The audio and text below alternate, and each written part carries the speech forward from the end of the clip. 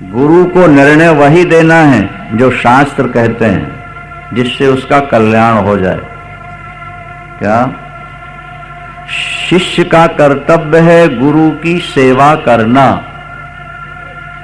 और गुरु का कर्तव्य है शिष्य का कल्याण करना। क्या भाई? शिष्य का ये कर्तव्य है।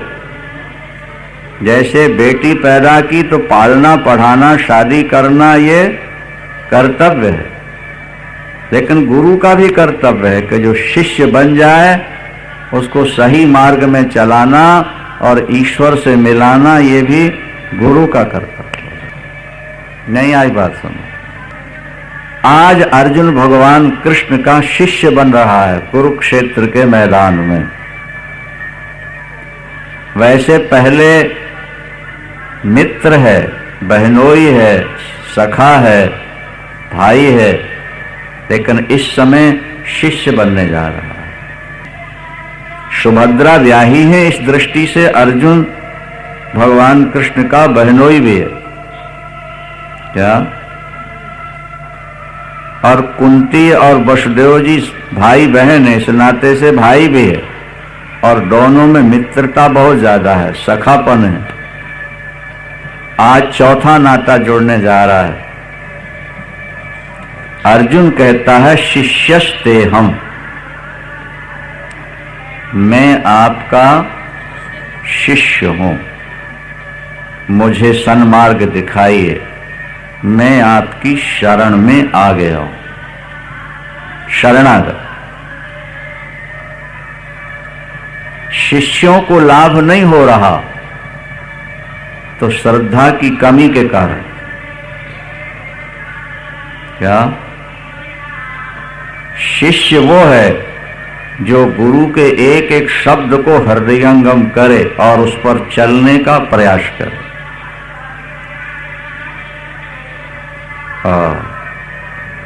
अगर शिष्य श्रद्धावान है, गुरु के शब्दों को पकड़ लेता है, वो नरक कभी नहीं जा सकता। यह गारंटी है शास्त्र।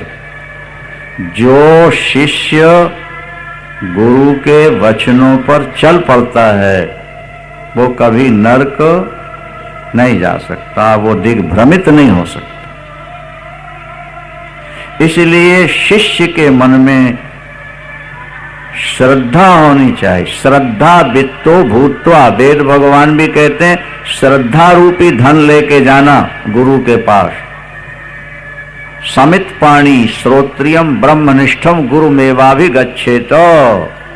गुरु के पास जाना तो महाराज कुछ हाथ में लेके जाना, और श्रद्धा रूपी वित्त माने धन लेकर के जाना।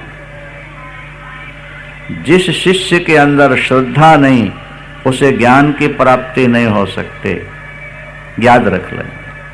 रामायण में भी तुलसीदास जी कहते हैं कि होय न विमल विवेक उर गुरुसन किए दुराव।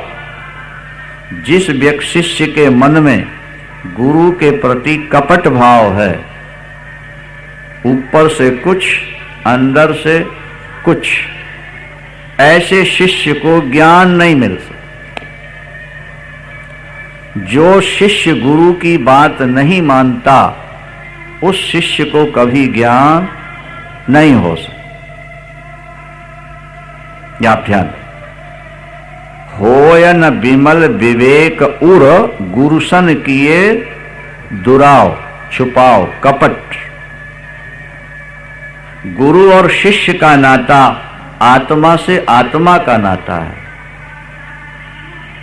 आत्मा से आत्मा का नाता है। शास्त्र कहते हैं कि शिष्य गुरु को इतना प्यारा लगे जितना अपना बेटा लग रहा है। क्या? और शिष्य को गुरु इतना प्यारा लगे जितना गोपियों को भगवान कृष्ण प्यारे लग रहे थे। जैसे प्रहलाद को भगवान प्यारे लग रहे थे, ध्रुव को भगवान प्यारे लग रहे थे, इसी तरह शिष्य के अंदर गुरु के प्रति भाव जागना चाहिए केवल जयकार करने से कल्याण नहीं होता। जय घोष तो बहुत छोटी सी बात है। गुरु के मन में ये भाव जाग जाए कि ये मेरा पुत्र जैसा है, और जैसे पिता पुत्र को सुखी बनाने के लिए भरसक प्रयास करता है, इसी तरह गुरु भी शिष्य का कल्याण करने के लिए परमात्मा से प्रार्थना करता है। लेकिन शिष्य का भी कर्तव्य है कि दिन को अगर वो रात कह दें तो रात है, और रात को दिन कह दें तो आरडी खन्ना यहां बैठे हैं लुधियाना वाले, आज से कई वर्ष पूर्व जब वो शिष्य बने तो उसके बाद कहने लगे, गुरुजी आश्रम के लिए अर्थ संबंधी जितनी समस्याएं हैं ये दास पूरा करेगा, जब जो आदेश मिलेगा पूरा करेगा, लेकिन प्रार्थना है कि माया मोह में मैं फंस न जाऊं, इतनी आप कृपा जरूर किया रहे। हमने कहा भाई देखो, ठंडे और गर्म दोनों तार मिलते हैं तो प्रकाश होता है। अगर शिष्य में श्रद्धा बनी रहेगी, उसकी श्रद्धा कभी खंडित नहीं होगी, नहीं तो गुरु के अंदर गोविंद प्रवेश करके उस शिष्य का भला कर जाएंगे, इसमें कोई संशय नहीं हो सकता। पर श्रद्धा होनी चाहिए। जब तक तुम्हारे पास श्रद्धा रूपी धन नहीं है, तब तक शिष्य बन जाने से कल्याण नहीं होगा। गुरु के प्रति ईश्वर भाव हो और शिष्य के प्रति पुत्र भाव हो, और शिष्य का कल्याण। आज अर्जुन जो बहनोई है, जो इस समय पर रथी है, जरा ध्यान दो ना, भगवान तो ड्राइवर बन के बैठे हुए हैं और अर्जुन इस समय पर रथी बनकर के बैठा है। इस समय मालिक बनकर बैठा है अर्जुन, और ड्राइवर बनाया है भगवान को। लेकिन अब अपनी जगह से उतर के नीचे आ गया। पहले भगवान नीचे थे, अर्जुन ऊंचे पर बैठा हुआ था, और अब अर्जुन उतर के नीचे आ गया, भगवान को ऊपर बैठाल दिया। मैं आपका शिष्य हूं, कुरुक्षेत्र के मैदान में आपका शिष्यत्व ग्रहण करता हूं। आप मुझे शिक्षा दें, मैं आपकी शरण में आ गया हूं। आप जो कहेंगे करूंगा, लेकिन एक बात मेरी है। क्या? मैं युद्ध नहीं करूंगा। बोलो वृंदावन। और सब कुछ होगा, लेकिन भगवान ने सोचा चलो एक ही समस्या है, शिष्य के जीवन की केवल एक ही समस्या है, उसका समाधान हो सकता है, कर दो। अब देखिए आप 8वां श्लोक 9वां श्लोक, अर्जुन ने साफ कह दिया। क्या? ये 9वां श्लोक है। नयोत्स इति गोविंद उक्त्वा तूष्णीम बभूवः। मैं युद्ध नहीं कर, मैं शिष्य हूं, मुझ शरण में आ गया हूं, पर मैं ठाकुर हंस पड़े जैसे हमें हंसी आ रही है। क्या? कि एक और कहता है कि मैं आपका शिष्य हूं, आपकी शरण में आ गया हूं, और दूसरी ओर कह रहा मैं युद्ध। इस शिष्यत्व में कमी आ जाएगी। जीवन दे दिया, दे दिया। एक कहावत है, लोकोक्ति है कि ऊखल में सिर दे दिया तो मूसल से क्या डरना है। अगर मूसल से डरते हो तो ऊखल में सिर मत दो, और दे दिया तो फिर मूसल से क्या डरना। अब नाई से बाल बनवाने लगे तो गला ऊपर नहीं करेंगे, कहीं सीधा छुरा ना कर दे तो फिर बाल कैसे बनवाओगे। तो विश्वास तो करना ही पड़ेगा ना। नहीं आई बात समझ में? इतना तीखा छुरा लेके वो चला रहा, और बाबू लोग यूं कर रहे थे, और वो तिरछा चलाते चलाते सीधा कर रहे तो नहीं नहीं जी, ऐसा नहीं कर सकता है। तुम्हें नाई पर विश्वास है कि ऐसा नहीं कर सकता, गला नहीं काट सकता, और कृष्ण का भजन करते हुए भी तुम घबराते रहते हो कहीं घर में दुख न भेज दें ठाकुर हमारे। ठाकुर तुम्हारी रक्षा नहीं करेगा। अभी तुम्हारे समर्पण में कमी है, कमी है, कमी है। जब तुम्हारे जीवन में विश्वास पूर्ण जाग जाएगा, अगर गुरु ने कहा कि ये कदम गलत नजर आता, बेटे हट जाओ, तो उसी समय हट जाना चाहिए। तुम नहीं हटे, ये तुम्हारी कमी थी, इसलिए तुम्हें संभलने में कुछ समय लगेगा। क्या समझे आप बात? ध्यान दो जरा बात पर, बहुत ध्यान से सुनना बात। हमारे गुरुदेव ने किसी शिष्य से कहा अमुक कार्य करना है, कोई कार्य था। बोले गुरुदेव मैं आपको मानता हूं, आपके प्रति मेरी बड़ी निष्ठा है, पर यह काम मैं नहीं कर पाऊंगा। तो गुरुदेव ने कहा फिर जाओ यहां से, तुम हमको मानते हो और तुम हमारी नहीं मानते, तो तुम हमारे कैसे हुए? फिर हमें बेटी बेटा थोड़ा बयाना है कि तुमसे नाता रखें। जब तुमको हम नीति की बात बता रहे हैं और तुम उसको करने को तैयार नहीं हो, तो जाओ अपना काम करो। गुरु बना लेना जितना सरल है, निभा लेना उतना ही कठिन है। किसी को शिष्य बना लेना सरल है, लेकिन शिष्य उसके शिष्यत्व की रक्षा कर देना ये कठिन होता है। गुरु वही है जो हर समय परमात्मा से प्रार्थना करे। जैसे पिता हर समय भगवान से यही मांगता है कि मेरे बाल बच्चे सुखी रहें, परमात्मा और कुछ नहीं चाहिए, मेरे बाल बच्चे। गुरु को भी यही मांगना चाहिए कि परमात्मा हमें भले नरक दे दे, लेकिन जो हमारे पीछे लगे हैं उनको वैकुंठ दे देना, उनको ज्ञान दे देना, उनको शांति दे देना।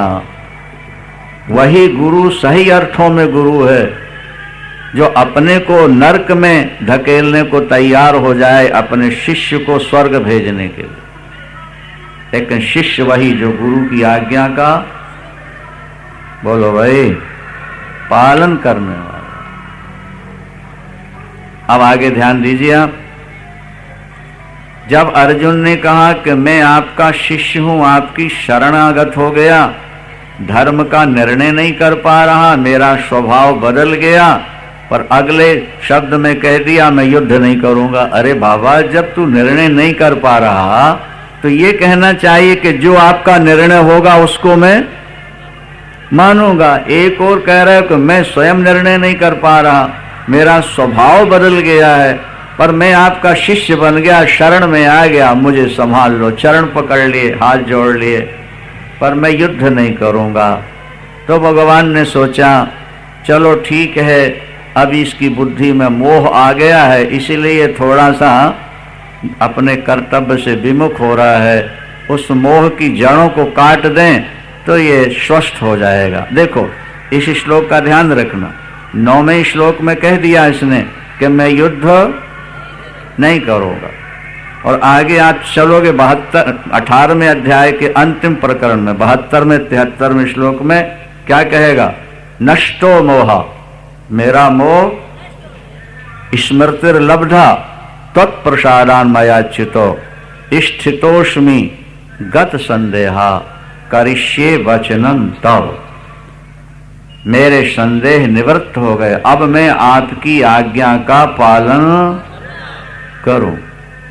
भाई देखो, तुम अपने जीवन के दुख मिटाना चाहते हो सचमुच में, तो किसी ज्ञानी गुरु की शरण में रह के कुछ ज्ञान प्राप्त करने का प्रयास करो। जब तक तुम्हें ज्ञान नहीं मिलेगा तब तक तुम्हारी समस्याएं कभी हल हो ही नहीं सकेंगी। ये बड़े बड़े संतों ने कह दिया। श्वेताश्वतरोपनिषद का एक वचन है, यदा चर्म वदा काशम वेष्टिष्यन्ति मानवा तदा देवम अविज्ञायो दुख शांतो भविष्यति। रे जीव, जब तू आकाश को चमड़े की तरह लपेट के बगल में दबा लेगा, तब हो सकता है कि ज्ञान पाए बिना तुझे शांति मिल जाए। क्या ये संभव है कि आकाश को चमड़े की तरह लपेटा जाए? बोलो आप। निराकार पदार्थ लपट ही नहीं सकता, पर इतना अनंत आकाश असंभव। बड़ी सुंदर घटना है, ध्यान से सुने। एक राजा के मन में भाव आया कि मैं जहां जहां जाऊं कालीन बिछी रहे गणेश में, या मैं जहां जाऊं चमड़ा बिछा रहे, ताकि मेरे पैर में कोई चोट ना आने पाए, कंकड़ कांटों से बचाव हो जाए। उसने लोगों को बुलाया और कहा कि जो व्यक्ति सारी दुनिया को चमड़े से या कालीन से पुरपुरुत कर देगा, मैं उसको मनचाहा इनाम दूंगा, चक्रवर्ती सम्राट। अब कौन सारी दुनिया में कालीन बिछाए, कौन सारी दुनिया में चमड़ा बिछाए? एक समझदार व्यक्ति आया, उसने कहा मैं सारी दुनिया में चमड़ा बिछा देता हूं, आपका पैर कभी जमीन पर रखा ही नहीं जाएगा, जहां जाओगे चमड़े पर ही होगा, आप पहले इनाम रखो। उन्हें कहा ये इनाम रखा हुआ है, पहले चमड़ा बिछा के देखो।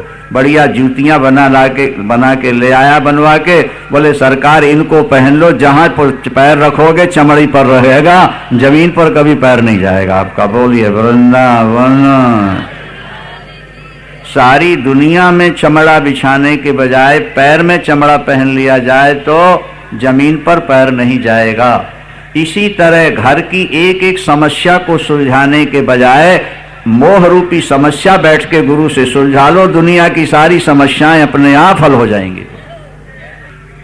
क्या समझे बात को आप? एक समस्या को हल कर लो, सारी समस्याएं हल।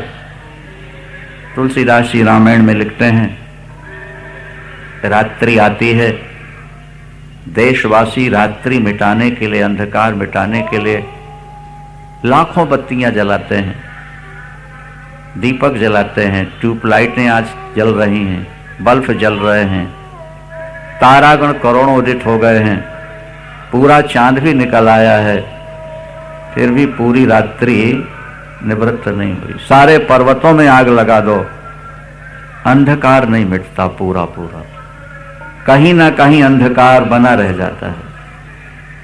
करोड़ों अरबों ट्यूबलाइट बल्ब जलाओ, करोड़ों तारागण प्रकाश दें, पूरा चांद निकल आए, सारे पर्वतों में आग लगा दो, फिर भी पूरी रात्रि मिटने वाली। और करोड़ों ट्यूबलाइट जलाने के बजाय एक सूर्य नारायण उदित होकर के आ जाएं तो सारे संसार का अंधकार अपने आप भाग जाता है।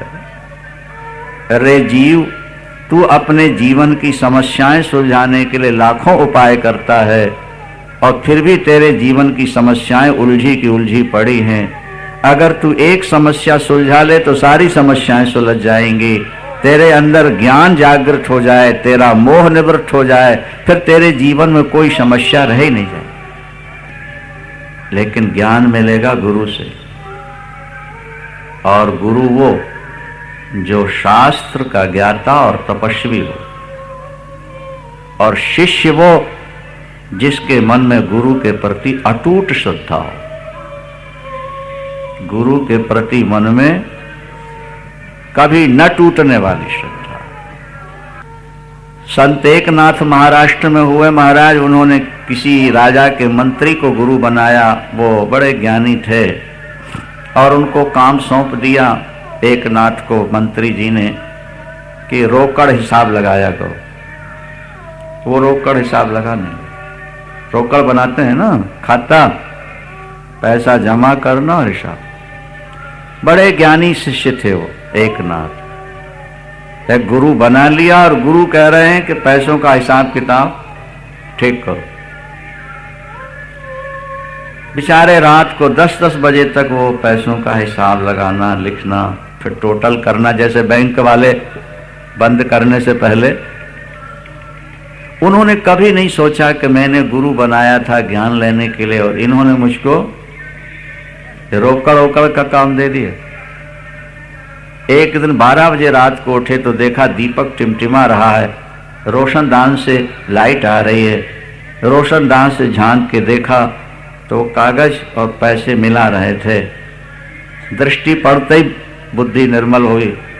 पूछा, एकनाथ क्या बात है? बोले, गुरुदेव एक पैसे की गड़बड़ी आ रही। 1 मिनट में वो सुधर भी गई। गुरु दृष्टि से। और जैसे ही वो भूल समझ में आई तो एक नाथ उठ के नाचने लगे। गुरुदेव ने कहा बड़ी खुशी नजर आ रही है भाई, क्या हुआ? बोले गुरुदेव पैसे की भूल समझ में आ गई, ऐला मन खुश हो गया। गुरुदेव ने कहा एक पैसे की भूल सुधरी तो तू नाचने लगा, अगर करोड़ों जन्मों की भूल सुधर जाए तो फिर तेरा क्या होगा? बोले इसीलिए तो आपकी शरण में आया हूं गुरुदेव, इसीलिए आपकी शरण में आया हूं, तो मेरी बात मानेगा? बोले माननी तो आया हूं, आपने जो कहा वही तो कर रहा हूं। चलो, रात्रि में ले गए एक बाग में, एक महात्मा नजर आए बिल्कुल पागल वेश में, एक कुतिया साथ में लिए हुए। गुरुदेव आगे बढ़े, वो दत्तात्रेय भगवान थे अवधूत वेश में। एक नाथ नहीं पहचान सके, गुरुदेव पहचान। गुरुदेव, ये एक जीव आपकी शरण में आया है, इसे मैंने जैसा भी उल्टा सुल्टा काम बता कहा ये करता रहा, इसकी एक ही जिज्ञासा है कि तत्व का बोध हो जाए। अच्छा, तुम कहते हो तो ज्ञान दे दूंगा। बुलाए यहां आ, इसको बोलो कुतिया का दूध पी ले। शिष्य को बोलो कुतिया का, और गुरुदेव ने कहा बेटा ये दूध पीना है कुतिया का। और हमारे जैसा चेला होता कहता मैं कट्टर वैष्णव, मैं कुतिया का दूध नहीं पीता गुरुजी। क्या? एक नाथ ने आगे पीछे कुछ नहीं सोचा, गुरुदेव ने कहा कुतिया का दूध पी ले, उसी समय कुतिया के थनों में मुंह लगाया और पीना शुरू किया। और वो जैसे ही दूध अंदर चलता गया, अंधकार मिटता गया और प्रकाश अंदर बढ़ता गया, और उस प्रकाश में देखा कि वो साक्षात दत्तात्रेय भगवान के रूप में सामने खड़े हैं। संसार स्वप्न है, ईश्वर ही एक सत्य रह गया। चरणों में गिर गए, जय हो गुरुदेव। एक शिष्य गुरु से दीक्षा लेने गया, ज्ञान लेने गया। गुरु ने कहा, वो जंगल में रहते थे गुरुदेव, बोले यहाँ बहुत सारे यात्री आते हैं, रास्ते में उनको रुकना पड़ता है, तुम वहां जाकर के धान कूट करके चावल निकाल के पका के उनको खिलाया करो। दीक्षा देने के बाद जो आगे कई वर्षों तक वही करते रहे, धान कूटना, चावल निकाल के दर्शनों के लिए जाने वालों को खिलाना, उनकी सेवा कर। अब गुरुजी वृद्ध हुए, गद्दी का अधिकारी कौन बनेगा? बोले जो सबसे ज्यादा ज्ञानी शिष्य होगा वो गद्दी का अधिकारी बनेगा। अच्छा भाई, अपनी अपनी तरफ से लिखो किसके अंदर कितना ज्ञान आया। सभी शिष्यों ने अपना अपना ज्ञान कागज में लिखा। उत्तराधिकारी बनने के लिए ज्ञान गुरुजी का। गुरुजी ने कहा उससे भी लिखा लाओ। अरे भाई, पूछा उससे जाके कि तुमने क्या ज्ञान पाया गुरु से। गुरु ने दीक्षा दी और उसी दिन तुमको विदा कर दिया और तुम चावल कूटते रहे, क्या ज्ञान मिला? बोले ज्ञान क्या मिला, ज्ञान तो गुरुजी ने दे ही दिया। क्या ज्ञान दे दिया? बोले धान कूटो और छिलका फेंको और चावल खिला दो। शरीर है छिलका, आत्मा है चावल, शरीर से ममता हटा लो और आत्मा में बैठ जाओ, बस तुम्हारा कल्याण हो जाएगा। ये तो इससे बड़ा ज्ञान और क्या हो सकता। गुरुदेव ने ज्ञान ही तो दिया मुझे। और जब जाकर के सुनाया तो उत्तराधिकारी उन्हीं को बनाया। शिष्यस्तेहं साधि माम त्वाम प्रपन्नम, मैं आपका शिष्य हूं, मैं आपकी शरण में आया हूं गुरुदेव, मुझे शिक्षा दीजिए, शिक्षा दीजिए। भगवान बोले, क्या बोले? सुनो ध्यान से। गीता के दूसरे अध्याय का 11वां श्लोक है कि शिष्य से गलती हो तो उसको डांट, लेकिन शिष्य को यह अधिकार नहीं है कि वो गुरु को डांटे। ध्यान रखें। आजकल तो देवी ज्यादा डांटती हैं, देवता कम ही डांट पाते हैं। बोलो वृंदावन। पति को डांटना नहीं भाई, नहीं, प्यार से कोई बात करनी हो तो प्यार से किया करो, नहीं तुम्हारा पुण्य क्षीण होता है, उससे तुम्हारा किया कराया भजन खत्म होता है। ये ध्यान रखना चाहिए। शास्त्र की बात नहीं मानोगे तो भजन करते भी कुछ हाथ नहीं लगेगा। क्या? एक बुढ़िया रस्सी बट रही थी, रस्सी, चारे की रस्सी बटते हैं ना, सन होता है एक चारा, बान जिसको बोलते हैं पंजाबी में, वो बट रही थी और रस्सी पीछे सरकाती जा रही है और पीछे से बकरियां आ गई तो सब खाती जा रही हैं।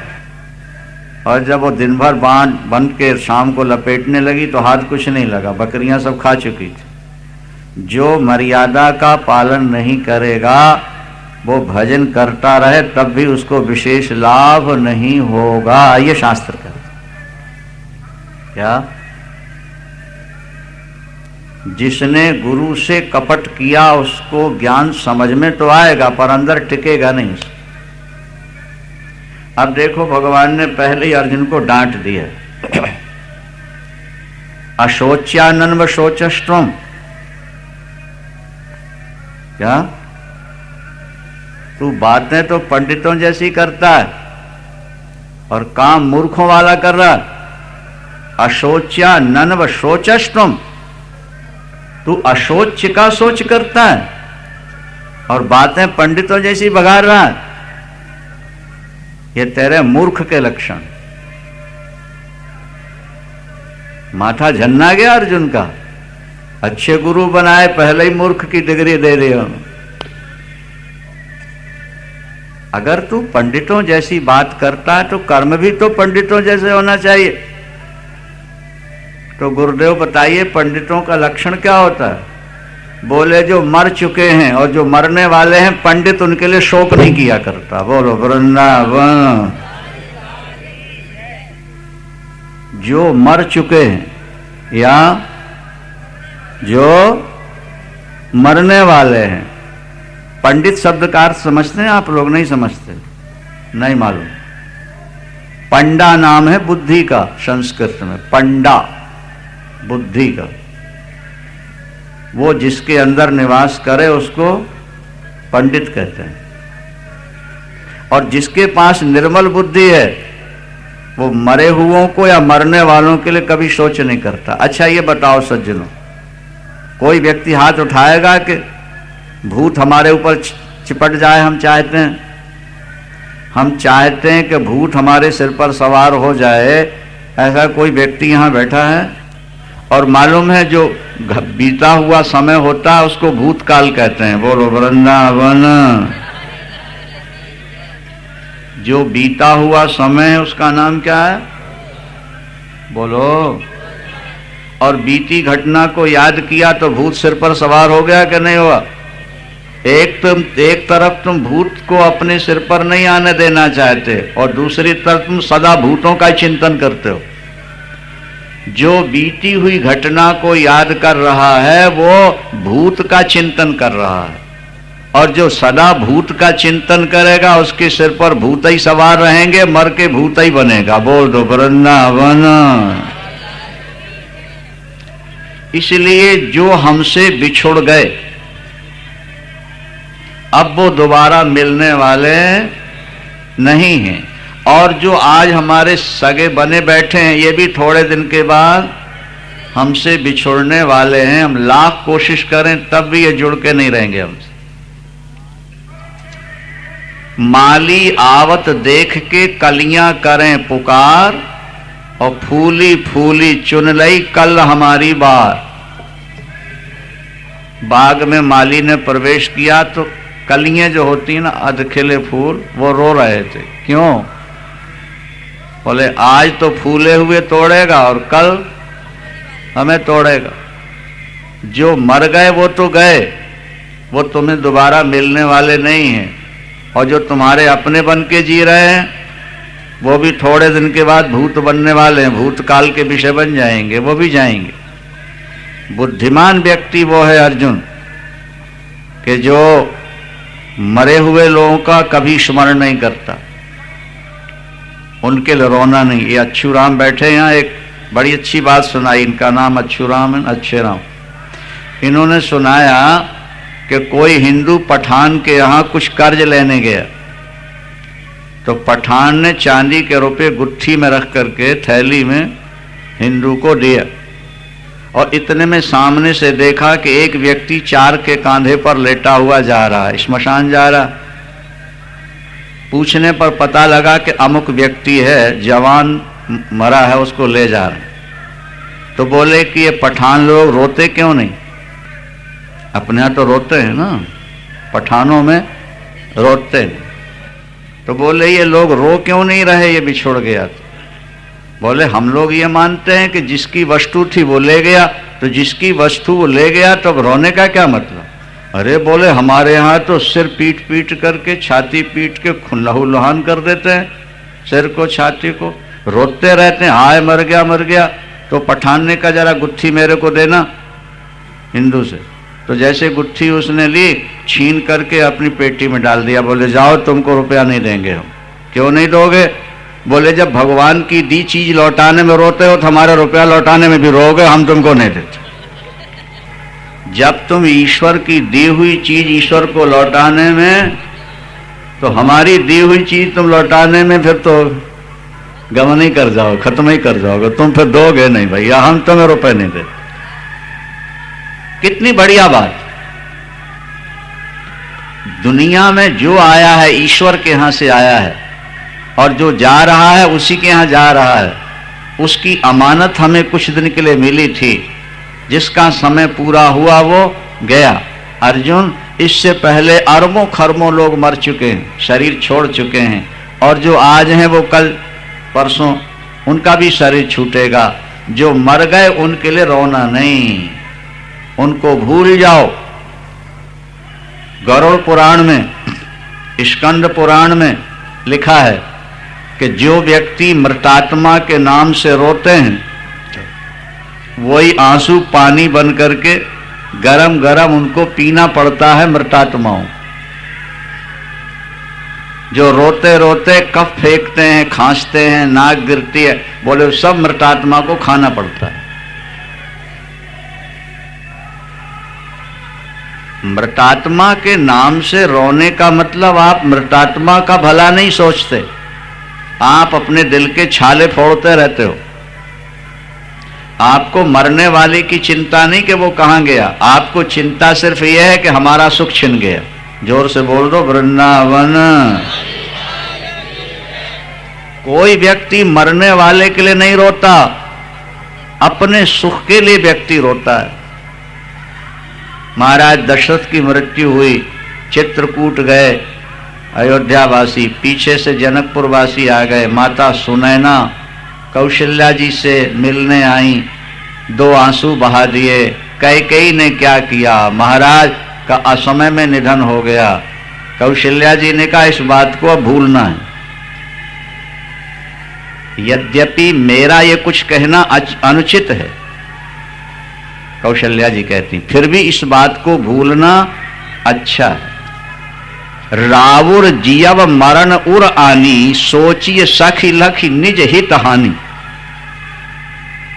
व्यक्ति किसी के जाने पर व्यक्ति के लिए नहीं रोता, उसका खुद का जो सुख छिन गया उसके लिए रोता। अखंडानंद जी महाराज ने बड़ी अच्छी बात लिखी, बहुत बड़े संत हो गए। बोले हमने अपनी पत्नी से कहा कि हम संन्यास लेने जा रहे हैं,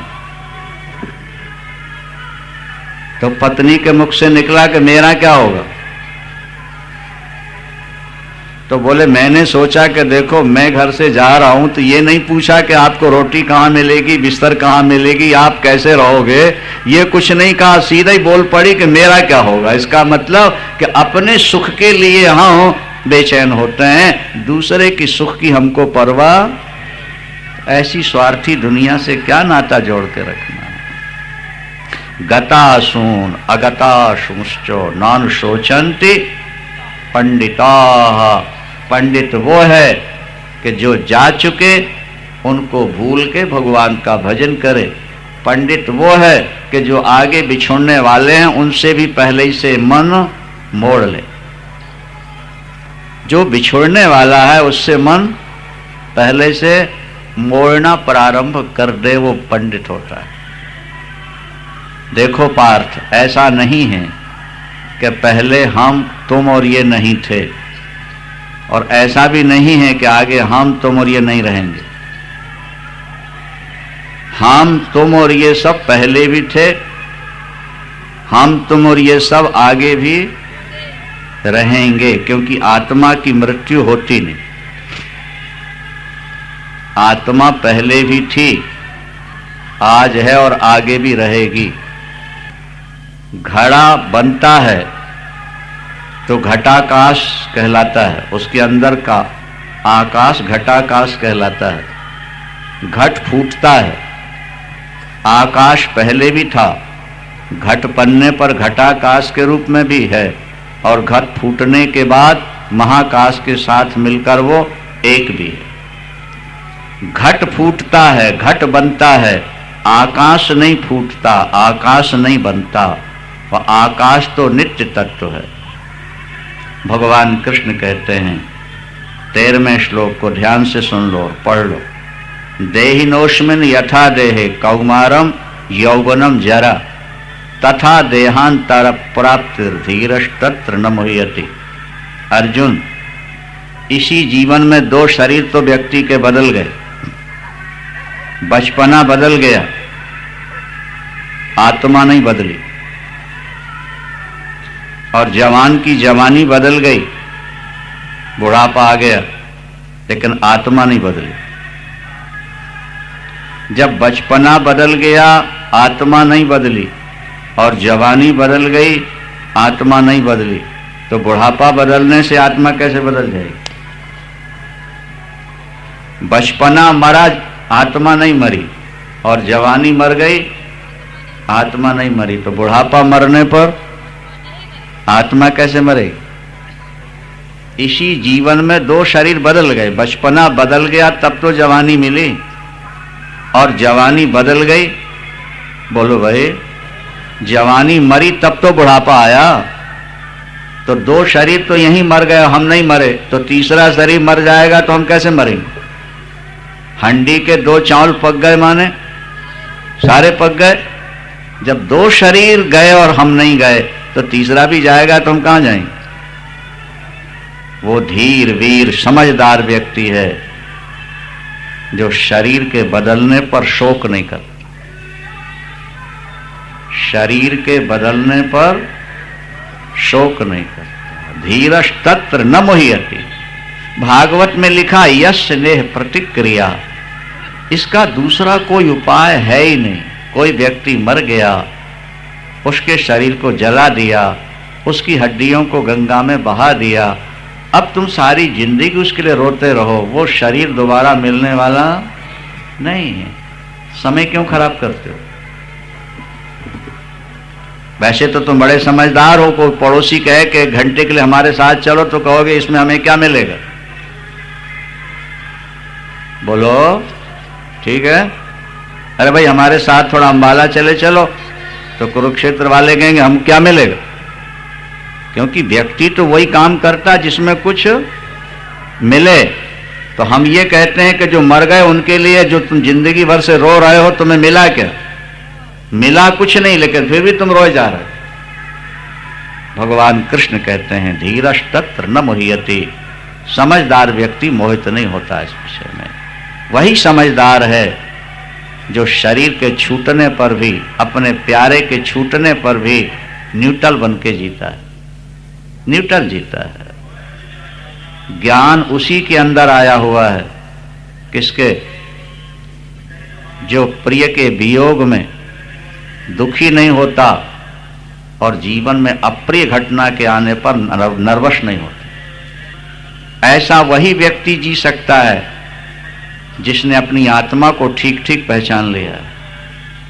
आत्मा अजर है, अमर है, अभेद्य है, अच्छेद्य है, अकाट्य है, अदाह्य है। आत्मा कभी मरती नहीं, शरीर सदा रहते नहीं। हम शरीर नहीं हैं, हम आत्मा हैं। अगर ये शक्लें बिछुड़ जाएंगी तो दूसरी इससे बढ़िया शक्लें मिल जाएंगी। देखो भाई, इससे पहले भी तो हमारा परिवार रहा होगा कि नहीं, और उससे हमारा प्यार रहा होगा, लेकिन आज ये परिवार पाकर हम उनको भूल चुके हैं कि नहीं भूल गए? बोलिए। करोड़ों जन्म पहले बीत गए, हर जन्म में पत्नी पुत्र परिवार मिला था, और आज वो नहीं है, और हम उनको भूल गए, इनके प्यार में पागल हो रहे हैं। और यहां शरीर छोड़ेंगे तो आगे जो नया परिवार मिलेगा उसको पाप के हम इसको फिर भूल जाएंगे। ये कोई नई घटना तो जीवन में घट नहीं रही कि तुम्हारे घर में किसी की मृत्यु हो रही और किसी के घर मृत्यु नहीं हुई। तुम्हारे घर में जवान मर रहे हैं और किसी घर में नहीं मरे क्या? फिर तुम इतना रोते क्यों? आत्मा अमर है। नीचे ध्यान दीजिए। मात्रा स्पर्शास्तु कौन्तेय शीतोष्ण सुख दुखदा आगमो आगमा पाइनो नित्या तां तितिक्षस्व भारत। हे भारत, हे अर्जुन, इंद्रिय और विषय के संबंध से जो सुख मिलता है, इंद्रिय और विषय के संबंध से जो दुख मिलता है, दुख दो ही तरह से मिलता है। सर्दी में ज्यादा ठंडी हवा चल पड़े तो दुख मिलेगा, और गर्मी में ज्यादा गर्म चल पड़े तो दुख मिलेगा। और सर्दी में गर्म हवा थोड़ी सी चल पड़े सुख मिल जाएगा, और गर्मी में ठंडी हवा चल पड़े तो सुख मिलता है। तो इंद्रियों का विषयों से जब संबंध होता है तो या तो सुख मिलता है या दुख मिलता है। अर्जुन, जो समझदार व्यक्ति है वो सुख पाके हर्षित नहीं होता और दुख पाकर के नर्वस नहीं होता। क्या? अनुकूल और प्रतिकूल घटनाएं हर जीवन के साथ जुड़ी हैं। दुनिया में ऐसा कोई व्यक्ति नहीं जिसके जीवन में कुछ समस्याएं ना हो। आप सोचते हो हमारे जीवन में समस्या है? नहीं नहीं, जो प्रधानमंत्री बन के बैठे हैं उनके जीवन में भी समस्या है, क्योंकि एक पार्टी के दो हिस्से हो चुके हैं, और गुप्तचर जो रिपोर्ट दे रहे हैं वो पार्टी के विरुद्ध रिपोर्ट दे रहे हैं, और चुनाव सामने आ रहा, उनको रात नींद नहीं आ रही। क्या समझे? समस्या केवल आपके घर में है ऐसा नहीं है। दुखिया नानक सब संसार सोई सुखिया जिस, सगल सृष्टि को राजा दुखिया, हरि का नाम जपत सोई सुखिया। अरे जो दिखे सो चालनहार, जो दिखे सो चालनहार, तासंग लपट रहे हो अन्न अंधार, और जाकी सेवा नवनिधि पावे, तासन मूढ़ा मन नहीं लावे। आपके शरीर में कोई घाव हो जाए, सूखने लगे और फिर चोट लग जाए तो हरे का हरा हो जाता है। लोग थोड़े दिन के लिए तीर्थों में जाते हैं, रहते हैं, वो घाव जहां सूखने लगता है फिर घर भाग के आ जाते हैं, वो सूखता हुआ घाव फिर हरा हो जाता है। सत्संग सुन के, कथा सुन के वैराग्य जागता है, मोह दबता है, वो मर नहीं पाता थोड़ा, और जहां परिवार में जाके मिले हरा का हरा हो जाता। इलाहाबाद में देखा है कि जड़ी बिल्कुल सूखी हुई जड़ी बेच रहा था, तो हमने उससे पूछा कि ये बांधे हुए था जैसे गुलदस्ते को बांधते ना, तो हमने कहा सूखी जड़ी क्या बेच रहा है? बोले महाराज थोड़ा पानी डालिए, देखिए गुलदस्ते में कैसी हरी होती है। यूं मुरझाई पड़ी है, ये थोड़ा बढ़ा दे भैया, यूं ये मुरझाई पड़ी रहेगी, लेकिन पानी में डाला हरी हो जाएगी। आप कथा सुनते हैं, आपका मोह भी मुरझा जाता है, आपकी ममता भी मुरझाती है, और लगता है कि कथा तो बिल्कुल ठीक सुना रहे हैं, बात तो बिल्कुल सही है और अब ऐसा ही करना है हमको। लेकिन वो माया भगवती गेट पर खड़ी है, वो कहती है जरा कथा समाप्त होने दो, फिर हम तुम्हें बताएंगे ये ठीक है कि वो ठीक है। बोलो वृंदावन। तब पता लगेगा तुमको कि ये ठीक है या वो ठीक है।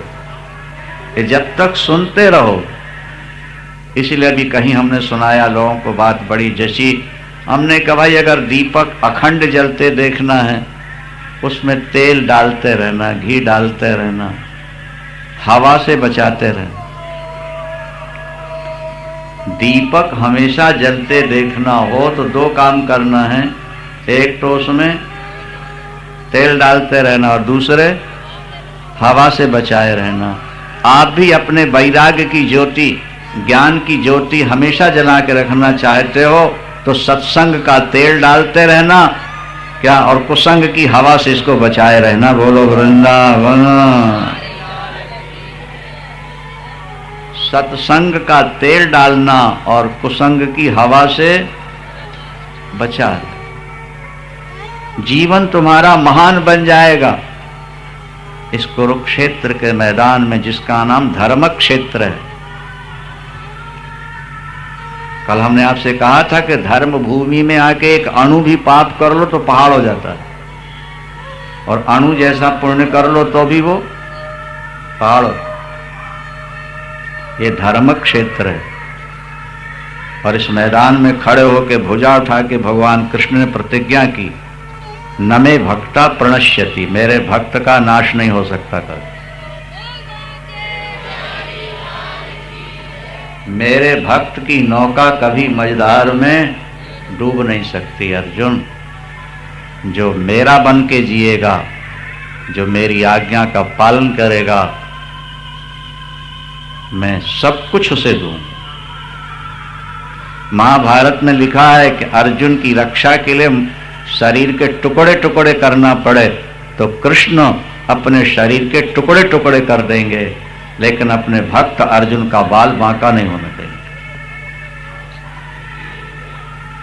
और वो इसलिए कि अर्जुन भी कृष्ण के लिए अपने प्राण देने को हमेशा तैयार खड़ा रहे। भगवान कृष्ण ने धर्म भूमि में खड़े होकर प्रतिज्ञा की, सर्वधर्मान परित्यज्य मामेकाम शरणम व्रज अहम त्वा सर्व पापेभ्यो मोक्षयिष्यामि मां। सोच नहीं करनी, तेरे जीवन की जिम्मेदारी मेरे ऊपर है, लेकिन शर्त है मेरा बन के जी। जीवन में दुख आए हंसता रहो, और जीवन में दुख आए तो भी हंसता रहो। कबीरा परघर जाए के, रहीमन परघर जाए के, दुख न कहिए रोए। हंसी उड़ई है लोग सब, बांट न लई है कोई। क्या? हंसी उड़ई है लोग सब, बांट न लई है। और एक बात और ध्यान रखो अर्जुन, सर्दी आई है सदा के लिए नहीं, 1-2 महीने की है। और गर्मी आएगी वो भी सदा के लिए नहीं आएगी। अब बरसात आएगी वो भी सदा के लिए नहीं आती है। जो आता है वो जाता है। अगर दिन नहीं रहा तो रात भी नहीं रहेगी। अगर जीवन में सुख नहीं रहा तो दुख भी नहीं रहेगा। दुख आया है, जाने के लिए आया है। और एक बात और मजेदार सुन लो। क्या? जिस व्यक्ति का जीवन दुख में व्यतीत होता है, जिस व्यक्ति का जीवन दुख में व्यतीत होता है, वो व्यक्ति अगर थोड़ी सी बुद्धि रखता हो तो थोड़े दिनों में परमात्मा को पा लेता है। दुख कड़ुआ है लेकिन ईश्वर से मिलाने वाला है, ईश्वर का चिंतन कराता है। सुख मीठा है पर ईश्वर से दूर करने वाला। आपको जीवन में सुख ज्यादा मिल रहा है, आप घाटे में हो अगर भजन नहीं कर रहे तो। आपको दुख ज्यादा मिल रहा है, आप प्रॉफिट में हो, क्योंकि दुख आएगा तो पाप काटेगा, और पाप कटते ही फिर सुख मिल जाएगा, और दुख में थोड़ा भजन भी हो जाएगा। और सुख मिला वो पुण्य काट रहा है, भजन हो नहीं रहा। थोड़ा पुण्य पहले किया था वो सुख पाके कट रहा है, थोड़े दिन के बाद दुख ही दुख मिलने वाला। इसलिए अगर जीवन में थोड़ा सा दुख आए तो कभी घबराना। ये सुख परमात्मा का ये दुख परमात्मा का चिंतन कराने आया है। किसी का इकलौता बेटा बीमार हो जाए, 106 बुखार हो जाए, 107 हो जाए और डॉक्टर ये कह दे कि सिर में बुखार चढ़ने का खतरा है, नस फटने का खतरा है, पूछो उस माता पिता से कि वो भगवान से कैसी प्रार्थना करते हैं। रात भर पट्टियां बदलेंगे, रात भर दवा देंगे, रात भर अपने बेटी की भलाई के लिए रोते रहेंगे, और बेटी बेटे बिल्कुल ठीक हैं तो टीवी देख देख करके हंसते रहेंगे। बोलो वृंदावन, बोलो आपको सुख ने ज्यादा भगवान का स्मरण कराया कि दुख ने? हाँ, तो फिर बढ़िया कौन हुआ भाई? फिर आप दुख से घबराते क्यों? श्लोक देख लो, 14वां, 15वां भी देख लो, बस यहीं विराम लेते हैं, शाम को व्याख्या करेंगे शेष। यम ही न व्यथयन्ते ते पुरुषम पुरुषर सभो सम दुख सुखम धीर सोमृतत्वाय कल्पते। जो व्यक्ति प्रतिकूल परिस्थितियों में नर्वस नहीं होता और जो व्यक्ति अनुकूल परिस्थिति में ज्यादा हर्षित नहीं होता, वही व्यक्ति ईश्वर को पाने का अधिकारी बनता है। ये भगवान कृष्ण की घोषणा है। एक समान बन के जियो। अगर दुख आया है तो सदा रहने के लिए नहीं, निकल जाए, निकल जाए। सुख आया है तो पागल मत हो जाना सुरा सुंदरी, क्योंकि सुख भी आया है जाने के लिए। जितने समय के लिए सुख मिला है उसमें ज्यादा से ज्यादा भजन कर लो, दान कर लो, तीर्थ स्नान कर लो, और नहीं तो ये सुख थोड़े दिनों के बाद चला जाएगा। दुख से घबराना नहीं और सुख में गोलगप्पे की तरह फूल जाना नहीं। अच्छा, दोनों में एक समान रहना। हमारे शास्त्र और संत कहते हैं कि जीवन में ज्यादा सुख बढ़े तो भजन ज्यादा करना चाहिए, और जीवन में दुख ज्यादा बढ़े तो और ज्यादा भजन करना चाहिए। क्यों? सुख पाएं तो भजन क्यों करें? बोले पहले भजन किया था सो आज सुख मिल रहा, आज और कर लेंगे एक्स्ट्रा तो अगले जन्म फिर ज्यादा सुख मिले। और दुख मिला तो भजन क्यों करें? बोले पाप का फल दुख होता है और पाप भजन से ही कटता है। ज्यादा भजन करेंगे पाप कट जाएंगे, जड़ें कट गई तो दुख अपने आप चला जाए। और जब मृत्यु का समय आ जाए तो फिर दुकान की ओर, फैक्ट्री की ओर ज्यादा नहीं देखना। जीवन हो गया संभालते, तो अंत में अगर वहीं मन लगा रहा तो वहीं कुत्ता बिल्ली या वहां के कीड़े मकोड़े बन जाओ। याद रखना, जब मृत्यु का समय निकट आ जाए तो परमात्मा के चिंतन में डूब जाओ। दुख और सुख को एक समान समझो। इसकी थोड़ी और व्याख्या करेंगे शाम को। इंद्रियों को प्राप्त होने वाले विषय कभी सुख देते हैं तो कभी दुख देते हैं। जल कभी हमें गर्म चाहिए तो कभी ठंडा चाहिए। सर्दी में ठंडा जल मिले तो अप्रिय लगता है और गर्मी में गर्म मिले तो अप्रिय लगता है। सर्दी में गर्म जल मिले और गर्मी में ठंडा। शीत उष्ण सुख दुखदा, ये कभी हमें सुख देते हैं तो कभी दुख देते हैं। सर्दी में आग अच्छी लगती है लेकिन गर्मी में नहीं। सर्दी में धूप अच्छी लगती है, गर्मी में नहीं।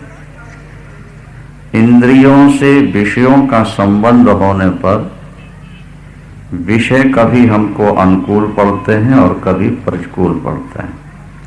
अनुकूल होने पर सुख का अनुभव होता है और प्रतिकूल होने पर दुख का अनुभव होता है। भगवान कृष्ण कहते हैं कि जो इन दोनों को एक समान मान लेता है,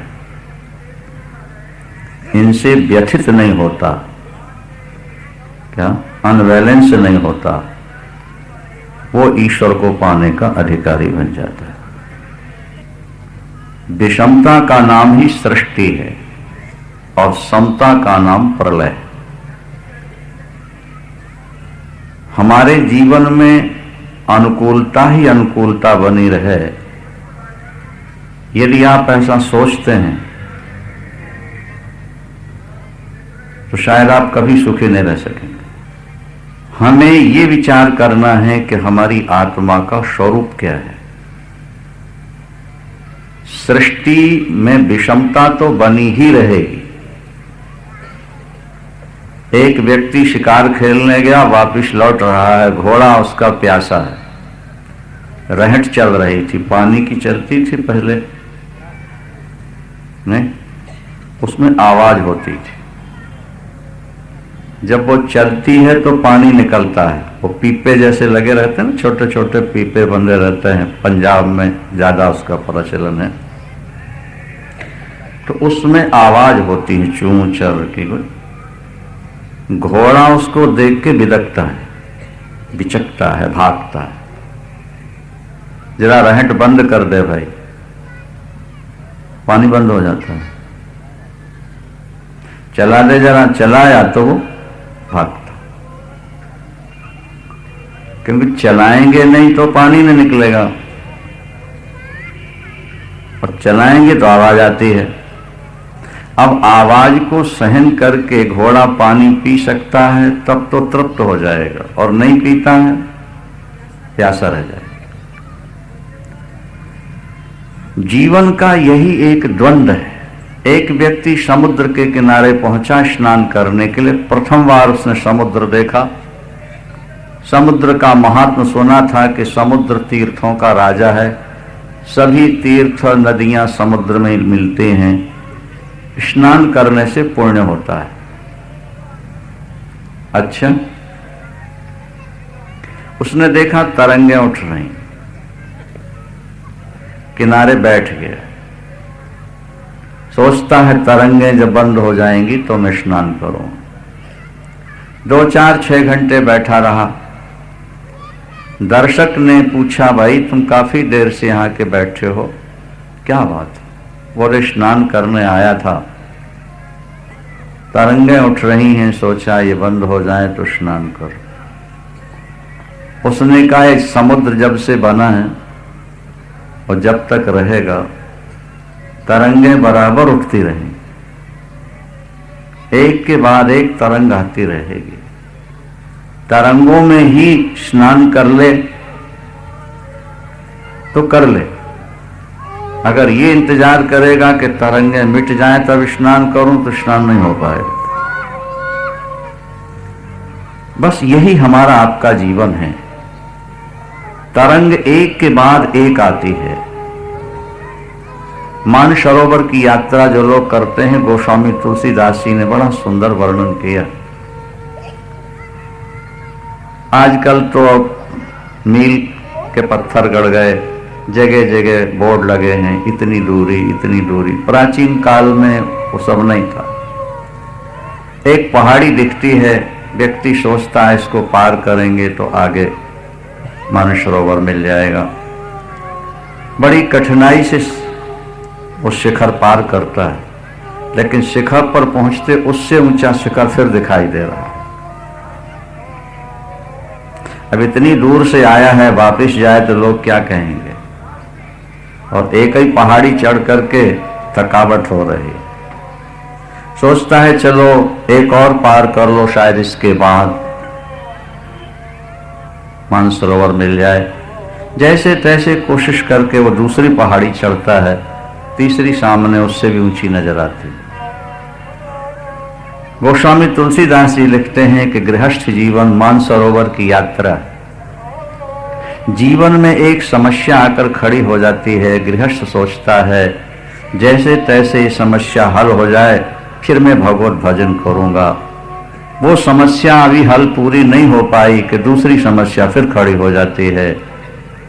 अब फिर थोड़ी देर के लिए नर्वस होता है और फिर कमर कसता है, इस समस्या को और पार कर लूं फिर भजन करूंगा, और वो दूसरी समस्या सुलझते सुलझते फिर तीसरी समस्या गृहस्थ जीवन में खड़ी होती है।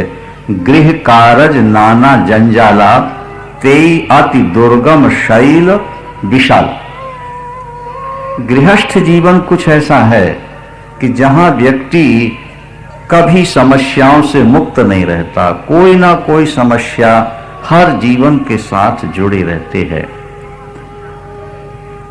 व्यक्ति समस्याओं से जूझता हुआ भी अगर भजन कर सकता है और अपना मानसिक संतुलन बनाए रख सकता है, तब तो वो भजन कर पाएगा और ईश्वर की प्राप्ति का अधिकारी बन जाएगा। यदि वो थोड़ी सी खुशी पा करके नाचने लगता है और जरा से दुख में हाय तौबा करता है, तो भगवान कृष्ण कहते हैं ऐसा व्यक्ति परम पद पाने का अधिकारी नहीं होता। यम ही न व्यथियन्ते ते पुरुषम पुरुषर्षभो, सम दुख सुखम धीरम। सुख और दुख को जब तक तुम एक समान नहीं मानोगे, सुख और दुख को एक समान तभी मान सकते हो जब तुम आत्मनिष्ठ हो जाओगे, जब तुम ईश्वरनिष्ठ हो जाओगे। जो व्यक्ति प्रकृति निष्ठ है, शरीर निष्ठ है, यानी जो व्यक्ति शरीर को ही सब कुछ मानता है, जो व्यक्ति परिवार को सुखी बनाना ही जीवन का लक्ष्य मानता है, ऐसा व्यक्ति कभी भी अखंड भजन नहीं कर सकता है भगवान की घोषणा। क्योंकि जीवन में कोई ना कोई विषमता बनी ही रहती है। दुखिया नानक सब संसार सोई सुखिया जिस नाम आधार, जो महापुरुषों ने गाया वो किसी सिद्धांत के आधार पर कहा है। सगल सृष्टि को राजा दुखिया और हरि का नाम जपे सोई सुखिया। या तो तुम आत्मनिष्ठ हो जाओ, आत्मा के स्वरूप को समझ लो। आत्मा क्या है, कैसी है, थोड़ा कठिन है, आप समझने का प्रयास करें। किसी भी चीज में एक धर्म होता है, एक में दो धर्म नहीं होते।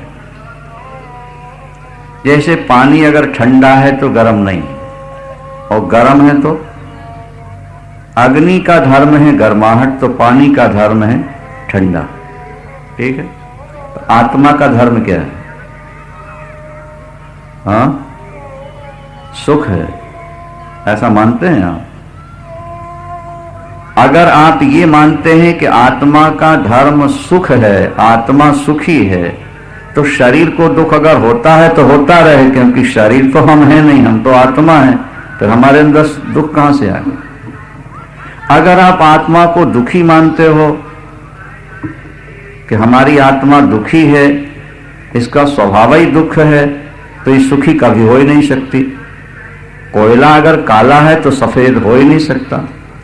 साबुन लगाते रहो, क्या कपड़े में काला दाग लग गया तो साफ हो जाएगा, लेकिन कोयले को साफ करना चाहो, अगर आपकी आत्मा दुखी है तो वो सुखी हो ही नहीं सकती। और यदि आत्मा दुखी और सुखी दोनों रूप में है तो फिर वो विकारी हो जाएगी आत्मा। दुखी सुखी होती है, ये ध्यान दें जरा, आत्मा दुखी भी होती है और सुखी भी होती है। ये भी गलत सिद्धांत है। क्यों? बोले आज आप अपनी आत्मा को सुखी बनाओगे, कल फिर दुखी हो जाएगी, तो कहां तक उसको सुखी बनाते रहो? इसीलिए ना तो आत्मा दुखी है और ना ही आत्मा में दोनों धर्म हैं, दुख और सुख, बल्कि एक ही धर्म है, सदा सुख। फिर दुख का आभास किसको होता है? हम दुखी हैं। तो जब हम कहते हैं ना कि हम दुखी हैं, उस समय हम शरीर में बैठकर कहते हैं कि हम दुखी हैं। दुख और सुख का अनुभव अंतःकरण को होता है। मन, बुद्धि, चित्त, अहंकार को दुख और सुख भाषित होता है। आत्मा अंतःकरण से परे की वस्तु है। आत्मा तक न संसार का कोई दुख पहुंचता, न संसार का कोई सुख पहुंचता, क्योंकि आत्मा सदा सुख स्वरूप और निर्विकार है, उसमें कोई विकार नहीं। आत्मा को विकारी मानोगे तो आज आप उसको निर्विकार बनाओगे तो कल फिर विकारी हो जाएगी, तो आपका पुरुषार्थ व्यर्थ हो जाएगा। इसलिए शास्त्र कहते हैं कि आत्मा मूल में निर्विकार है, आत्मा मूल में सच्चिदानंद का रूप है। ईश्वर अंश जीव अविनाशी, ईश्वर अंश जीव अविनाशी, चेतन अमल सहज सुख राशि, चेतन अमल सहज सुख राशि, ईश्वर अंश जीव अविनाशी, ईश्वर अंश जीव अविनाशी। जीव क्या है? बोले वो ईश्वर का अंश है, और अंश का मतलब स्वरूप है। यहां अंश शब्द का अर्थ स्वरूप है। शेर का बच्चा शेर होगा, बिल्ली का बच्चा बोलो बिल्ली कहलाएगा, तो ईश्वर का अंश ईश्वरी कहलाएगा। शेर का बच्चा अगर शेर होता है और बिल्ली का बच्चा बिल्ली है, तो फिर ईश्वर का बच्चा, अगर मिट्टी का अंश घड़ा मिट्टी रूप है तो ईश्वर का अंश जीव ही तो ईश्वरी रूप होना चाहिए। ये सच्चिदानंद है तुम्हारी आत्मा। तुम अपने को भूल गए हो, इसीलिए भटक गए हो और इसीलिए दुखी हो रहे हो। परमात्मा का नाम है सच्चिदानंद। क्या नाम है? सत, चित और जीव का भी नाम सच्चिदानंद है। कहां लिखा है? ईश्वर अंश जीव अविनाशी, जिसका नाश ना हो वो अविनाशी होता है, तो सत हो गया। और चेतन चित हो गया, और सुख राशि आनंद हो गया। ईश्वर अंश जीव अविनाशी, चेतन अमल सहज सुख राशि। तो जब आत्मा सहज आनंद रूप है तो फिर दुखी क्यों दिखती है? बोले माया के कारण, अज्ञान के कारण। कोई दृष्टांत? अरे हजारों दृष्टांत ले लो। स्वप्न में आप अपने कमरे में सुख से पड़े हैं, लेकिन स्वप्न गलत आ गया, रास्ते में एक्सीडेंट हो गया, हाथ टूट गया, पैर टूट गया, दुख हो रहा नहीं हो रहा? अच्छा, हाथ पैर टूटे हैं, बिल्कुल ठीक ठाक हो, लेकिन हाथ पैर टूटे दिख रहे हैं कि नहीं? स्वप्न में पीड़ा हो रही है, रो भी रहे हो। तो जब हाथ पैर टूटे ने तो दिख क्यों रहे हैं? बोले यही तो स्वप्न का चमत्कार है, कि कुछ ना होते हुए भी सब कुछ करके दिखा दे। जैसे स्वप्न का चमत्कार आपको सुखी अवस्था में भी दुखी दिखा दे, इसी तरह भगवान की माया और अज्ञान का चमत्कार है कि सच्चिदानंद का अंश जीव को, जो ब्रह्म का स्वरूप ही था, दुखी बना के दिखाए और रुलाता रहे हमेशा। यही तो अज्ञान का लक्षण। स्वप्न टूट जाए तो स्वप्न का दुख गायब हो जाए, यहां का अज्ञान मर जाए, ज्ञान प्राप्त हो जाए, तो जीवन के सारे दुख समाप्त हो जाए। भगवान कृष्ण से उन्होंने प्रश्न किया, किम सुखम किम दुखम। प्रभु, व्यक्ति सदा सुखी रहना चाहे तो क्या उपाय है? भगवान ने कहा मेरे पास है उपाय, फार्मूला, मैं फार्मूला दे सकता हूं। और किम दुखम, दुख क्या है? भगवान ने कहा अगर तुमको सदा सुखी रहना है तो तुम संसार से सुख पाने की इच्छा छोड़ दो, सदा सुखी रहोगे। बोलो वृंदावन। अब जो सदा सुखी रहना चाहता है वो संसार से सुख पाने की इच्छा, और किम दुखम, अगर व्यक्ति सदा दुखी बना रहना चाहता है तो बोले दुखम काम सुखापेक्षा, फिर भोगों की इच्छा मन में बढ़ाओ। भोगों की इच्छाएं जितनी बढ़ती जाएंगी उतनी दुख तुम्हारा बढ़ता जाएगा, और संसार के सुख की इच्छा जितनी कम होती जाएगी उतने ज्यादा तुम सुखी होते जाओगे। और उसका उदाहरण है दिन और रात। दिन में आप बहुत कुछ चाहते हैं इसलिए दुखी रहते हैं, नहीं, और सोते समय आप कुछ नहीं चाहते इसलिए नींद में आप सुखी रहते हैं। बोलो वृंदावन। नींद में कुछ चाहिए, बोलो, नींद में कुछ मिलता है, न चाहिए और न मिलता है, इसलिए गहरी नींद 6 घंटे 8 घंटे जो आ जाए सुख ही सुख है। और दिन में हमें बहुत कुछ चाहिए, इसलिए हर क्षण मन में उतार चढ़ाव, कभी हर्ष कभी शोक, कभी हर्ष कभी शोक, कभी खुशी कभी तनाव। आपकी चाह ही आपकी जिंदगी का दुख है। चाह शब्द से चा निकाल दो तो आह रह जाता है, आह, हाय। आप दुनिया में कुछ चाहते हैं ना, दुनिया से चाह, चाह से चा निकल गया तो आह रह गया। चा में आह है ना, तो आह रह गया। दुनिया से आपका राग है, किसी व्यक्ति के प्रति आपका प्यार है, प्यार को राग कहते हैं, और राग से रा निकल गया तो फिर आग रह गई जलाने के लिए। रा वो था जिससे प्यार था, और जब रा निकल गया तो बाकी दिल के अंदर आग ही जलती रहे। दुनिया से बुरे भी बन गए और जिससे प्यार किया वो भी छोड़ गया। बोलो वृंदावन। क्या? तो राग से जब रा निकलेगा तो शेष आग बचती है। जब तुम किसी से प्यार करते हो माने अपने दिल को जलाने की तैयारी कर रहे हो। जब तुम किसी की चाह करते हो तो माने आह हाय करने की तैयारी कर रहे हो।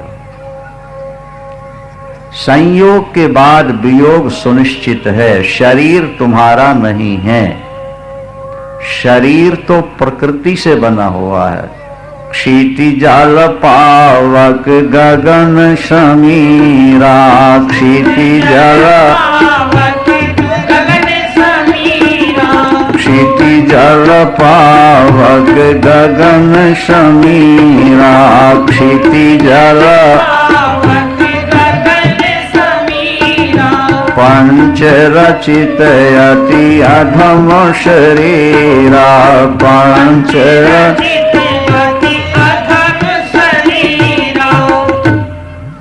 पंच धर्मशाला बनवाते हैं। आप कृष्ण आश्रम में धर्मशाला में रह रहे हैं, पंचों ने मिलके बना दिया।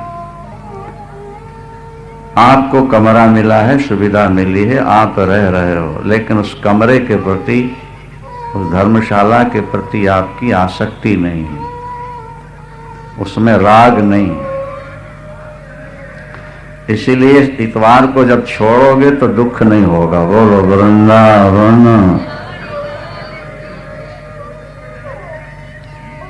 इसी तरह ये शरीर भी पंचों ने मिलके बनाया है।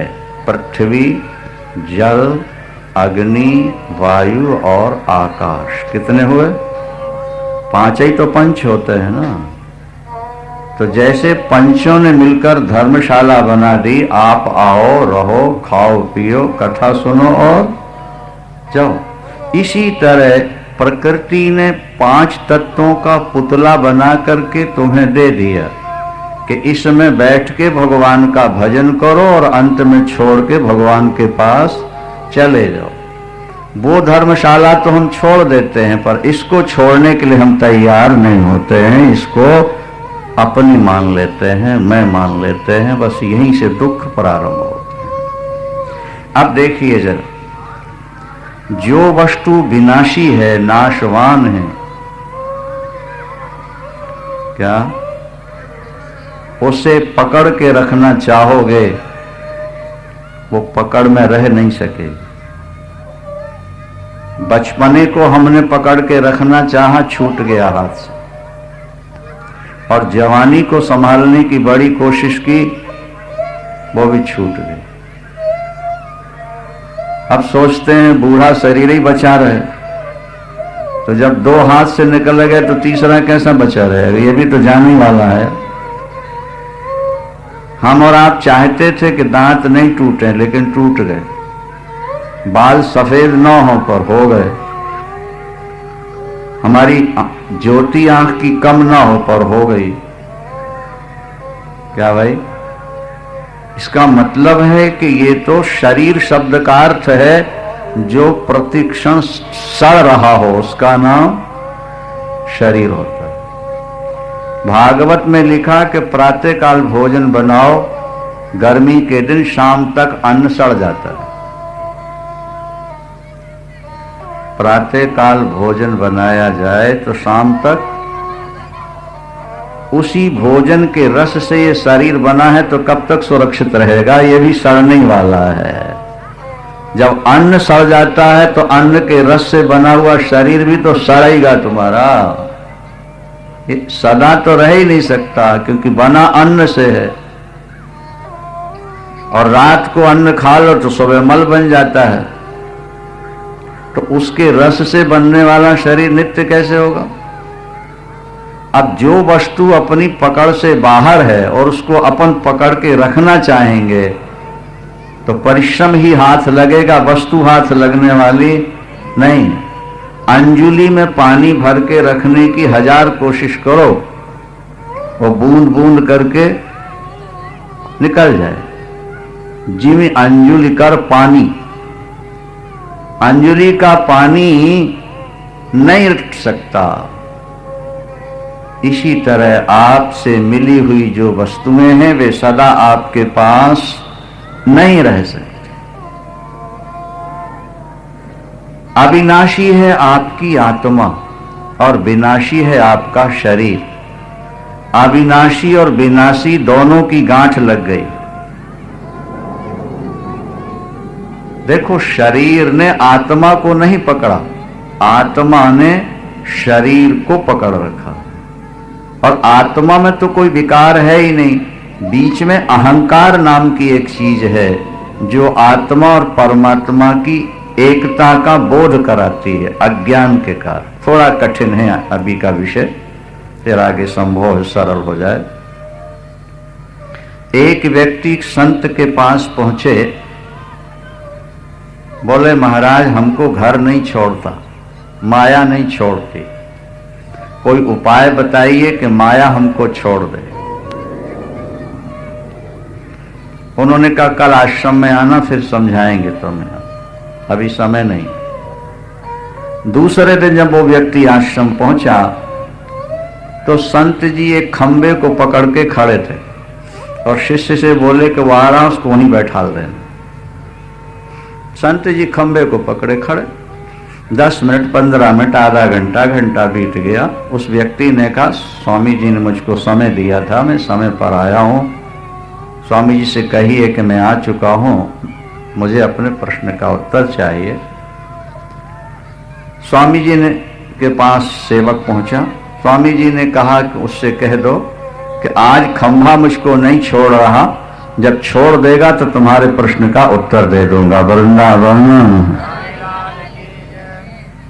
उस व्यक्ति ने कहा स्वामी जी कैसी पागलपन की बात, बच्चों वाली बात आप कर रहे हैं। खंभा आपको नहीं छोड़ रहा कि आप खंभे को नहीं छोड़ रहे हो, क्योंकि आप चेतन हो और खंभा जड़ है। तो जड़ चेतन को पकड़ता है कि चेतन जड़ को पकड़ता है? तो आपने स्वयं पकड़ रखा और आप कहते हो खंभा मुझको नहीं छोड़ता। बोले जैसे माया तुझको नहीं छोड़ती है, इसी तरह खंभा मुझको नहीं छोड़ रहा। तेरे प्रश्न का उत्तर ही तो था बेटे। माया जड़ है और आत्मा चेतन है, तो जड़ चेतन को कैसे पकड़ेगा? भाई आप नोटों को पकड़े हो कि नोटों ने आपको पकड़ रखा है? नोट जड़ हैं, आप चेतन हो। नोट आपसे प्यार नहीं करते। कोठी आपसे प्यार करती है कि आप कोठी से प्यार करते हो? चेतन अज्ञान के कारण जड़ को पकड़ के रखना चाहता। स्वयं चेतन है और जड़ से प्यार किए। स्वयं अविनाशी है और नाशवान से प्यार किए है।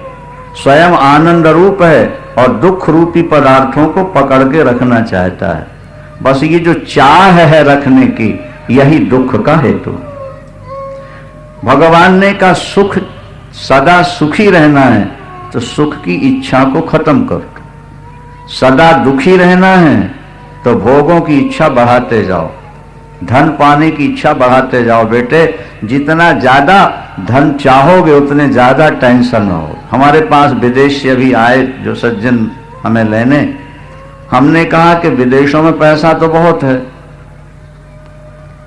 अर्थ बहुत है और फ्री सेक्स है, फिर समस्या क्या है आपके? आप क्यों हमको लेने आए हो? बोले महाराज वो तो सब कुछ है लेकिन शांति नहीं है, तनाव बहुत ज्यादा। जो व्यक्ति पदार्थों में सुख ढूंढ रहा है उसको शास्त्र की दृष्टि से पागल कहा गया। चेतन को जड़ सुखी नहीं बना सकता। जड़ चेतन के आश्रित रह सकता है लेकिन चेतन को जड़ सुखी नहीं बना सकता। जड़ में सुख देने की क्षमता ही नहीं है। सुख हमेशा चेतन से ही मिलता है। एक नारी परम सुंदरी है, नव यौवना है, मृगनयनी है, लेकिन उसके अंदर प्राण नहीं। बोलो उससे किसी को सुख मिलेगा? एक पुरुष परम सुंदर है, युवक है, लेकिन उसमें प्राण नहीं, उसमें सुख मिलेगा? सुख किससे मिलता है?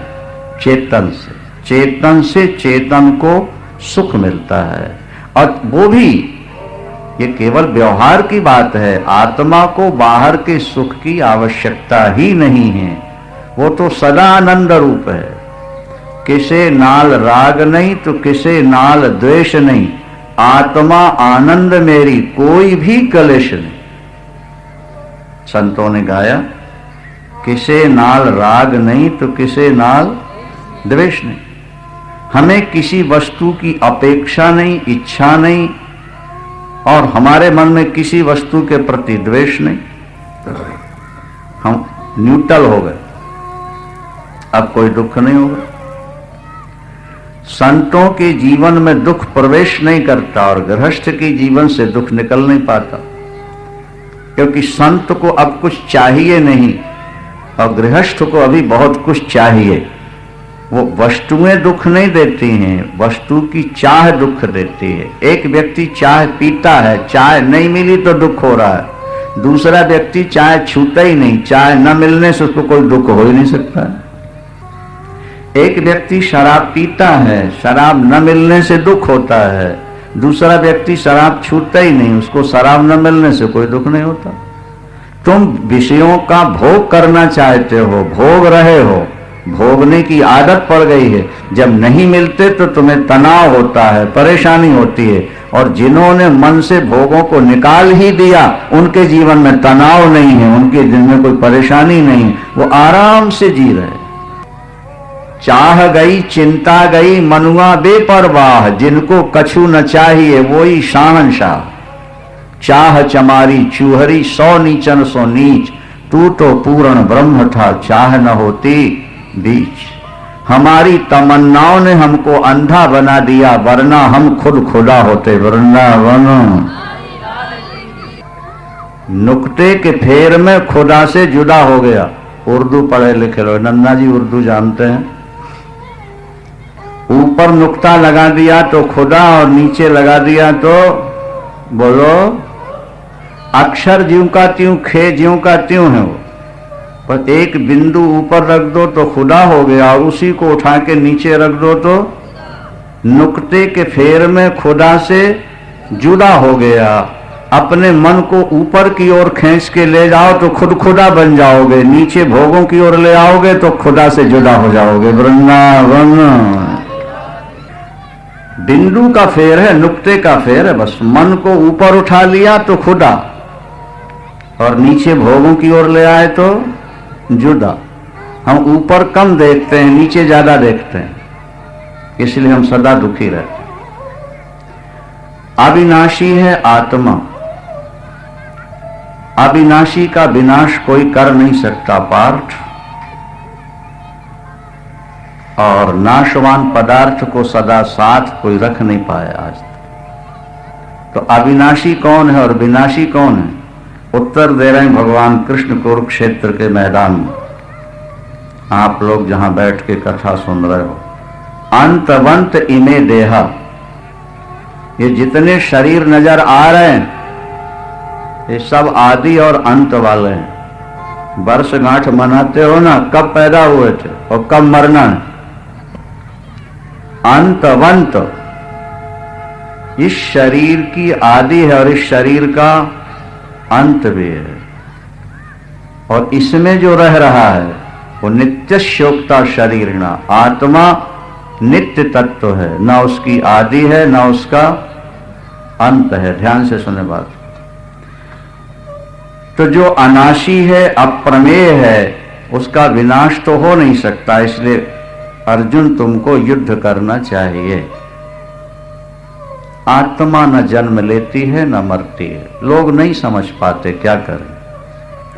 गुरुओं की शरण में आए नहीं, कुछ सुना नहीं, इसलिए ज्ञान नहीं होता। सुन भी लेते हैं तो विचार करने का टाइम नहीं। गृहस्थ जीवन ऐसा ही जीवन है।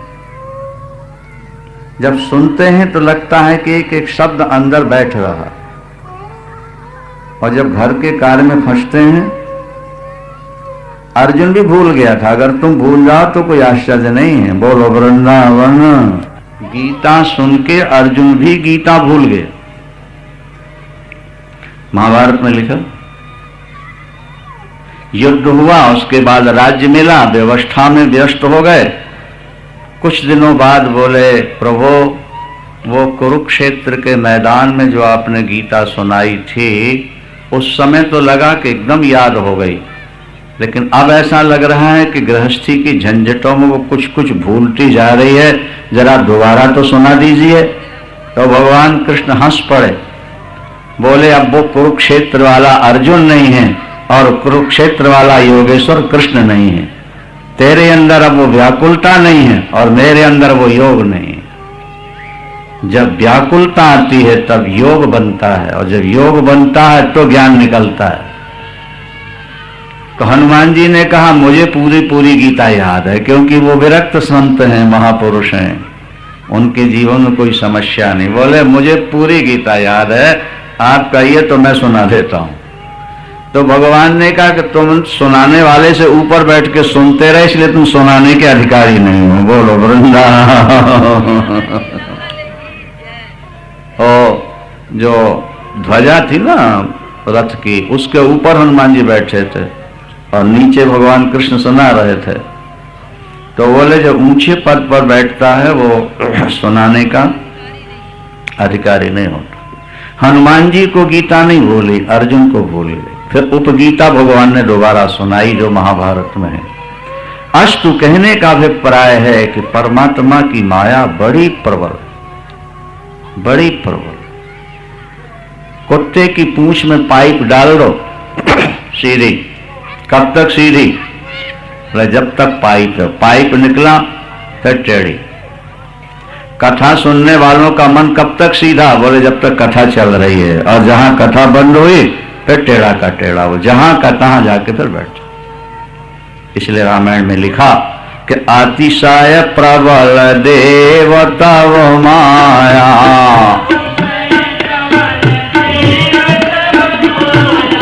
अतिशय प्रबल देव तव माया, अतिशय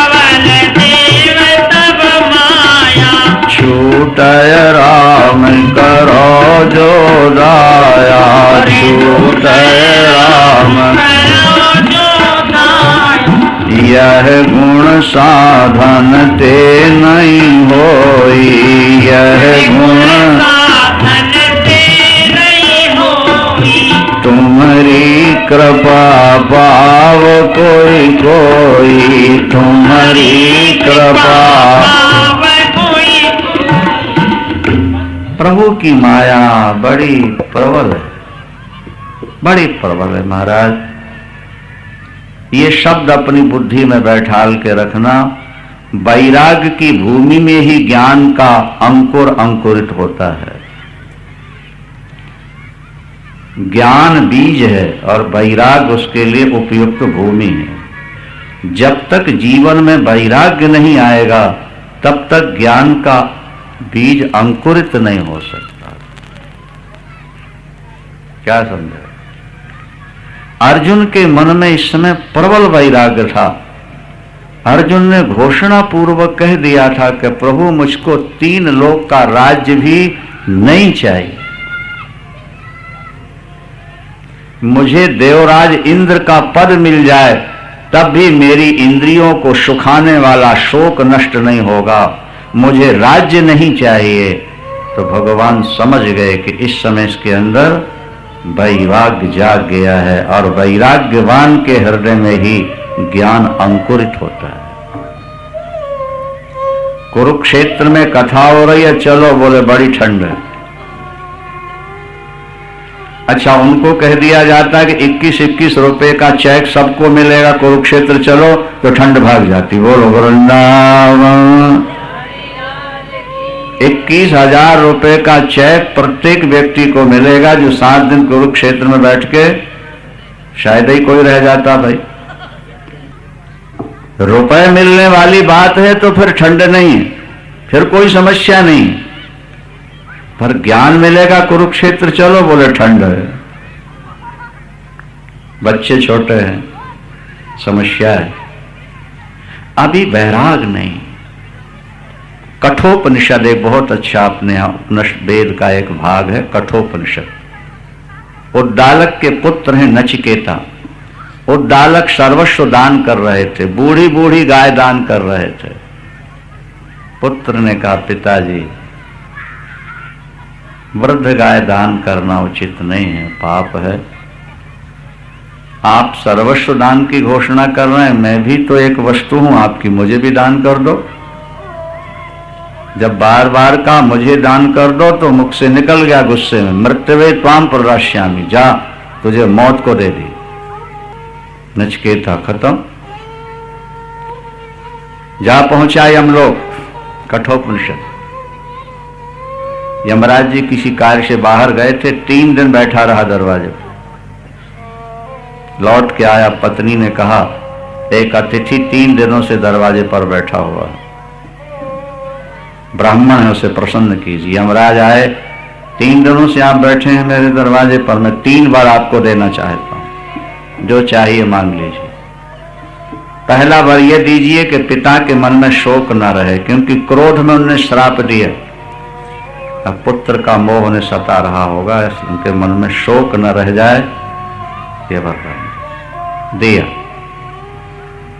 दूसरा वरदान, स्वर्ग प्राप्ति का साधन है यज्ञ, उसकी विधि क्या है वो भी बता दिया। तीसरा वर, कुछ लोग कहते हैं मरने के बाद आत्मा रहती है और कुछ लोग कहते हैं नहीं रहती है। अगर मृत्यु के बाद आत्मा रहती है तो उसका स्वरूप क्या है, मैं ये जानना चाहता हूं। तत्काल यमराज ने अपनी माया से दिव्य दिव्य देवांगनाएं प्रकट कर दी, दिव्य रथ, हाथी और घोड़े खड़े कर दिए। वे देवांगनाएं जो कभी वृद्ध नहीं होती,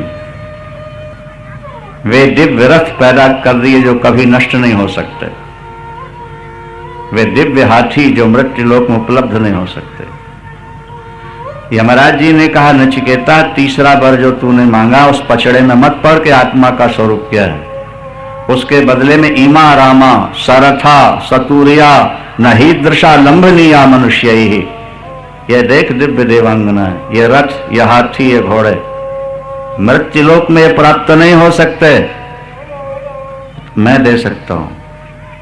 और चिरजीविकांच चिरजीवनंच, जब तक तुम जीवित रहना चाहो तब तक तुम्हें लेने यमराज के यहां से कोई नहीं आएगा। ये चीजें ले लो, क्यों पछड़े में पड़ते हो? आत्मा है कि नहीं है, क्या स्वरूप है, क्या मिलेगा इससे? तुम भोग भोगो, ऐश करो।